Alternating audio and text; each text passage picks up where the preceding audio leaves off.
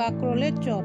কাঁকরোল অনেকেই খায় না, কেন জানি না, তবে এভাবে খেয়ে দেখবেন, তাহলে আর বলবেন না আমি কাঁকরোল খাই না।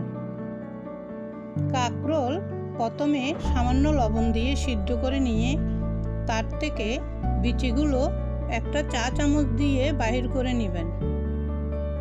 কাঁচামরিচ, পেঁয়াজ, ছোট চিংড়ি অথবা মুরগির মাংস দিয়েও করা যায়, তবে আমি করেছি ছোট চিংড়ি দিয়ে। ধনিয়া পাতা, লবণ, সরিষার তেল, সরিষা বাটাও দেওয়া যায়। সব উপকরণ ভালো করে মেখে কাঁকরোলের ভিতর দিয়ে দিবেন।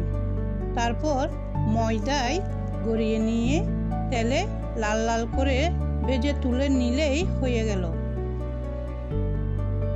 এই চপ গরম গরম ভাতের সাথে অথবা বিকেলের নাস্তায় পরিবেশন করতে পারেন।